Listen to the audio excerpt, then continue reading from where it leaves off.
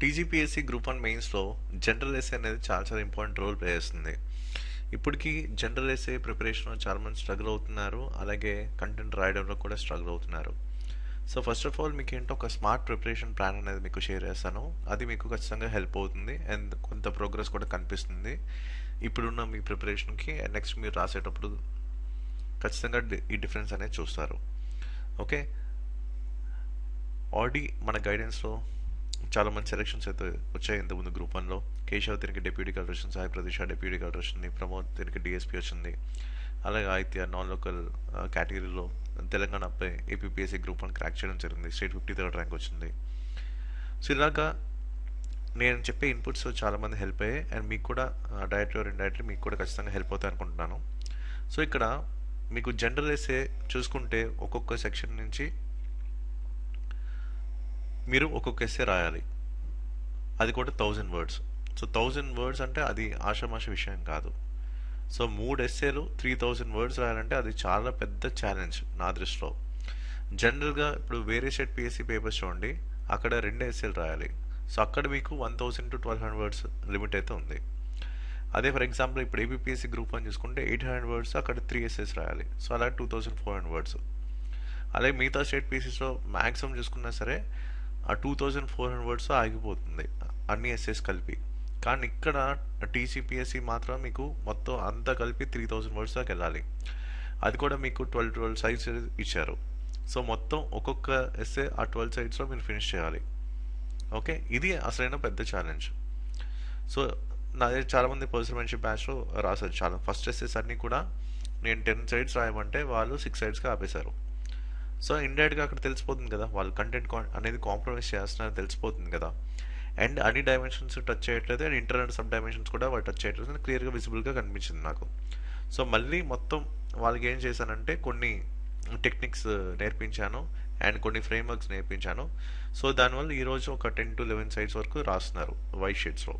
So ఇంతకుముందు ruled ఫార్మాట్లో అలవాటు చేసినప్పుడు 10 సైడ్స్ దాకా రాసేవారు. కానీ ఇదంతా ఒక 2-3 ఎస్ఎస్కి రాలేదు. కనీసం ఒక 12 to 15 ఎస్ఎస్ కన్సిస్టెంట్గా ప్రాక్టీస్ చేస్తే తప్ప ఎగ్జాక్ట్ ఫ్రేమ్వర్క్ ఎగ్జాక్ట్ స్ట్రాటజీ అనేది పుల్ ఆఫ్ అవ్వదు. ఓకే, కాబట్టి మీరు ఎగ్జామ్కి వెళ్ళే ముందు కనీసం ఇప్పటి నుంచి అయినా సరే ఒక 30 to 40 ఎస్ఎస్ అయినా మీరు ప్రాక్టీస్ చేయండి. దాంతోపాటు మీరు చేయాల్సింది ఏంటంటే ప్రీవియస్ క్వశ్చన్స్ అనాలిసిస్ అనేది చాలా చాలా ఇంపార్టెంట్. ఆల్రెడీ ఈ జనరల్ ఎస్ఏ సంబంధించిన పీవైక్యూస్ అన్నీ కూడా టాపిక్ డివైడ్ చేసి ఆల్రెడీ మన టెలిగ్రామ్ ఛానల్లో ఇచ్చాను. నెక్స్ట్ జన్ ఐఏఎస్ టెలిగ్రామ్ ఛానల్లో ఉన్నాయి, మీరు అక్కడి నుంచి ఫస్ట్ డౌన్లోడ్ చేసుకోండి. ఫర్ ఎగ్జాంపుల్ ఇప్పుడు కింద నుంచి వెళ్దాం, సెక్షన్ 3 ఇక్కడ ఎడ్యుకేషన్ హెచ్ఆర్డీ ఇచ్చారు. అసలు ఎడ్యుకేషన్ మీద యూపీఎస్సీలో కానీ వేరే సెట్ పీసెస్ కానీ ఎలాంటి క్వశ్చన్స్ వచ్చాయి అది ఫస్ట్ మీకు ఐడియా ఉండాలి కదా. అంటే ఏ పాయింట్ ఆఫ్ వ్యూ క్వశ్చన్స్ అనేవి ఫ్రేమ్ అవుతున్నాయి, ఎగ్జామినర్ మైండ్ సెట్ అనేది ఒక ఐడియా ఉంటే మీకు ఏ పాయింట్ ఆఫ్ వ్యూలో ప్రిపేర్ అవ్వాలి అండ్ మన దగ్గర హ్యాండీ కంటెంట్ ఎలా చేసుకోవాలని ఒక ఐడియా ఉంటుంది కదా. ఇప్పుడు ఎడ్యుకేషన్ అనేది చాలా చాలా ఇంపార్టెంట్ థీమ్. 1979 నుంచి టిల్ డేట్ మీరు చూడండి, యూపీఎస్సీలో కానీ వేరే స్టేట్ పిఎస్సీలో కానీ ఎడ్యుకేషన్ మీద చాలా డొమైన్స్లో మనకి క్వశ్చన్స్ అయితే వచ్చాయి. సో కాబట్టి ఇదంతా ఒక ఇంపార్టెంట్ థీమ్. కాబట్టి ఫస్ట్ ఆఫ్ ఆల్ ఈ థీమ్ అనేది ఐడెంటిఫై చేసిన తర్వాత ఆ థీమాటిక్ అప్రోచ్ బేస్ కంటెంట్ కూడా చేసుకోవాలి. ఇప్పుడు ఫర్ ఎగ్జాంపుల్ మీరు ఎగ్జామ్ హాల్లో కూర్చున్నారనుకోండి, మీరు ఫర్ ఎగ్జాంపుల్ దేని మీద ఎస్సే రాయాలి. ఫర్ ఎగ్జాంపుల్ ఏదో ఒకటి తీసుకుందాం, privatisation of higher education India, లేకపోతే ఆల్రెడీ నేను ఒక ఎస్సే రాయించాను పర్సనల్ మెంటర్షిప్ బ్యాచ్లో, సేమ్ ఇదే తీసుకుందాం, role of education in the eradication of unemployment. ఇప్పుడు ఈ క్వశ్చన్ చూసిన వెంటనే మీరు ఏం చేయాలి, ఒక 10 to 15 minutes టైం తీసుకొని ఇలా ఫస్ట్ మీరు ఈ వర్క్ షీట్ అనేది ప్రిపేర్ చేసుకోవాలి, కంప్లీట్ బ్రెయిన్ స్టార్మింగ్ అనేది చేయాలి. ఓకే, ఒక స్ట్రక్చర్ అనేది ఏర్పరచుకొని ఆ తర్వాత మీరు ఎస్సే రాయాలి. కానీ చాలామంది ఏం చేస్తున్నారంటే బిగినర్స్ మిస్టేక్స్ ఏంటంటే డైరెక్ట్గా ఎస్సే రాసేస్తున్నారు. ఎలాంటి ఒక వర్క్ షీట్ ప్రిపేర్ చేసుకుంటే ఎలాంటి బ్రెయిన్ స్టార్మింగ్ చేయకుండా చేస్తున్నారు, అది వద్దు. సో ఇప్పటి నుంచి కూడా ఫస్ట్ మీరు ప్రాక్టీస్ చేసేటప్పుడు కూడా ఒక 10 to 15 minutes టైం తీసుకొని ఫస్ట్ ఇలాగా brain storming and work sheet అనేది ప్రిపేర్ చేసుకోండి. ఆ తర్వాత మీరు ఎస్సే రాయడానికి ట్రై చేయండి. ఇది యాక్చువల్గా చేయాల్సింది. ఇంకొంతమంది కొన్ని డౌట్స్ అడిగారు, ఏంటి ఒకేసారి ఈ 3 ఎస్ఏస్కి మీద ఒక brain storming and work sheets అని చేస్తాం అండ్ నెక్స్ట్ 3 ఎస్ఏస్ అని ఒకేసారి రాస్తాను, అలా ఎప్పుడు చేయొద్దు. ఓకే, ఒక ఎస్ఏకి సెపరేట్గా టైం డివైడ్ చేసుకోండి. ఇప్పుడు for example first 15 minutes brain Storm పెట్టుకొని నెక్స్ట్ 45 minutesలో కంప్లీట్ చేయండి. ఇది ఫస్ట్ ఎస్ఏ అయిపోతుంది. నెక్స్ట్ అలాగే సెకండ్ ఎస్ఏకి, నెక్స్ట్ అలాగే థర్డ్ ఎస్ఏకి అలా చేయండి. అంతే తప్ప అంతా ఒకేసారి చేస్తా ఆ తర్వాత నేను ఎస్ఏ రాయడం స్టార్ట్ చేస్తా అంటే అది రాంగ్ ప్రాక్టీస్. అది చాలా ప్రెషర్, అన్నెసరీ ప్రెషర్ క్రియేట్ అవుతుంది. అనవసరంగా ప్యానిక్ అయిపోతారు కూడా ఎగ్జామ్లో. ఓకే, అలాంటి ఎక్స్పెరిమెంట్స్ మాత్రం చేయొద్దు. ఓకే, సో ఫస్ట్ ఏదైతే ఉందో బెస్ట్ ప్రాక్టీస్ ఏదైతే ఉందో అది మీరు అలవాటు చేసుకోండి. ఓకే, యాక్చువల్గా ఇలాంటి టైప్ ఆఫ్ అప్రోచ్ మీకు ఉండాలి ఎగ్జామ్ కండిషన్స్లో. అలాగే ఇప్పుడు ప్రతిదీ కూడా కొంత హ్యాండీ కంటెంట్ చేసుకోండి. ఇప్పుడు 1000 words మీరు రాయాలి ఒకేసారి ఎగ్జామ్లో. అప్పటికప్పుడు కూర్చొని 1000 words అనేది విత్ ఇన్ 1 hour డ్యూరేషన్లో ఎంత బ్రెయిన్ స్టార్మింగ్ చేసుకొని రెస్ట్ ఆఫ్ ద టైంలో ఒకే ఫ్లోలో, న్యాచురల్ ఫ్లోలో 1000 words రాయగలమా అనేది ఒకసారి ఆలోచించండి. ఓకే, సో చాలామంది ఏంటంటే 700 words 800 wordsకి ఆగిపోతున్నారు, కొంతమంది 600 wordsకి ఆగిపోతున్నారు, ఏం చేయాలి తెలియక. సో ఇవన్నీ కూడా జరుగుతున్నాయి. ఓకే, ఇదేంటంటే రైట్ అమౌంట్ ఆఫ్ ప్రాక్టీస్ లేకపోవడం అండ్ హ్యాండీ కంటెంట్ లేకపోవడం కూడా ఒక ప్రాబ్లమే.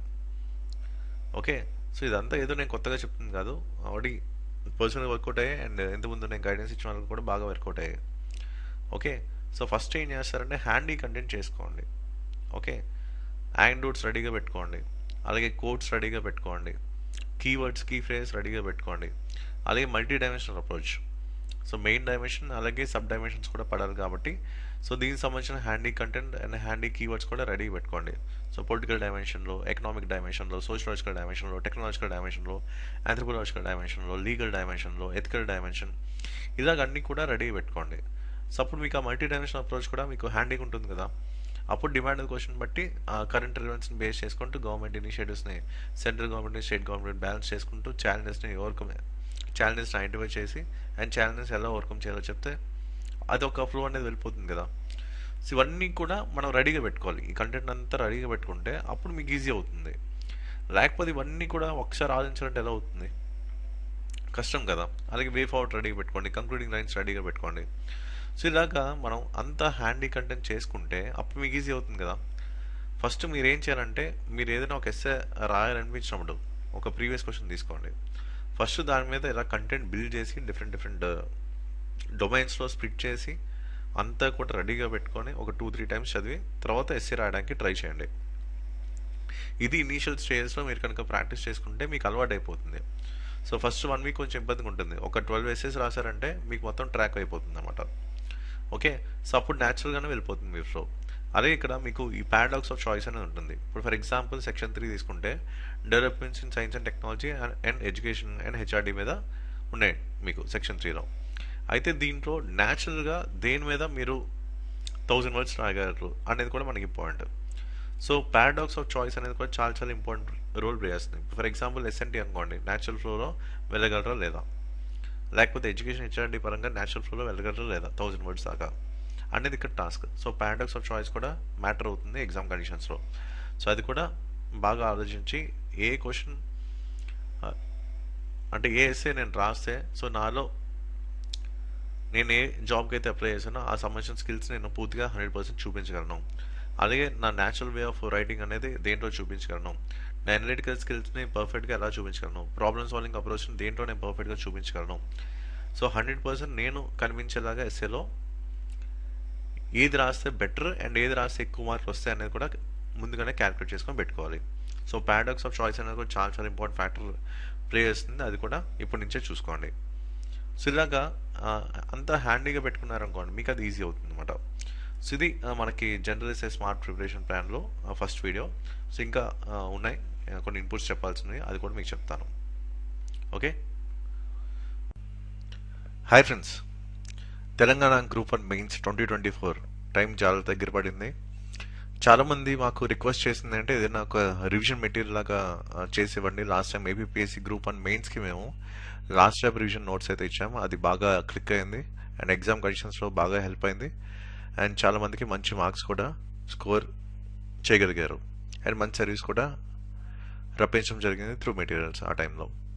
సో సేమ్ ఏపీపీఎస్సీ గ్రూప్ 1 మెయిన్స్కి ఏదైతే ఫార్మాట్ మేము యూజ్ చేసామో సో అదే ఫార్మాట్లో అంతకన్నా అడ్వాన్స్డ్ లెవెల్లోనే మీకు ఈ మైక్రో నోట్స్ అనేది లాంచ్ చేయడం జరుగుతుంది. సో దీంట్లో మీకు తెలంగాణ మూవ్మెంట్ 179 పేజ్ ఉంటుంది, సైన్స్ అండ్ టెక్నాలజీ కంప్లీట్గా అనాలిసిస్ బేస్డ్ మీకు 152 పేజ్ ఉంటుంది అండ్ ఎన్విరాన్మెంట్ మీకు 172 పేజెస్ ఉంటుంది. Telangana economy 141 pages, Indian economy మీకు 186 పేజెస్. ఇండియన్ ఎకానమీ అంతా కూడా మీకు ఏంటంటే వేరే సెట్ పిఎస్సి క్వశ్చన్స్ ఏవైతే ఉన్నాయో వాటికి లింక్ చేసి మీకు ఇవ్వడం జరిగింది. ఈవెన్ ఎన్విరాన్మెంట్ కూడా కొన్ని రిఫరెన్సెస్ ఉన్నాయి వేరే సెట్ పిఎస్ఎస్కి, అవి ఇంటర్లింక్ చేసి మీకు ఇచ్చాం. అండ్ సైన్స్ అండ్ టెక్నాలజీ కూడా కంప్లీట్గా అనలిటికల్లో ఉంటుంది. ఇప్పుడు ఫర్ ఎగ్జాంపుల్ మీ బుక్స్లో చూసుకుంటే అంత ఇన్ఫర్మేషన్ బేస్డ్ ఉంటుంది.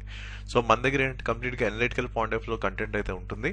ఈవెన్ దీనికి సంబంధించిన కరెంట్ అఫైర్స్ కూడా ఒక ఫ్రీ ఇనిషియేటివ్ మనం స్టార్ట్ చేసాం టెలిగ్రామ్ ఛానల్లో. సో కరెంట్ అఫైర్స్ అప్డేట్స్ అన్ని కూడా విత్ అనాలిసిస్ సేమ్ ఇదే మైక్రో నోట్స్ ఫార్మాట్లో మీకు మన టెలిగ్రామ్ ఛానల్లో ఉంటుంది. ఆల్రెడీ నేను స్టార్ట్ చేశాను. So current affairs updates with analysis and micro notes, so అదొక ఫ్రీ ఇనిషియేటివ్ కింద మీకు మన టెలిగ్రామ్ ఛానల్ నెక్స్ట్ జెన్ ఐఎస్లోనే ఉంటుంది. అలాగే గవర్నెన్స్ ఇది కొంచెం లెంగ్తీ ఏరియా, అండ్ దీన్ని మనం కంప్లీట్గా 118 పేజెస్లో కంప్లీట్ చేసాం. అండ్ పాలిటీ కొంచెం లెంగ్త్కి ఇచ్చండి, కొంచెం డీటెయిలింగ్ అవసరం కాబట్టి పాలిటీకి 197 పేజెస్ అయితే ఇవ్వడం జరిగింది.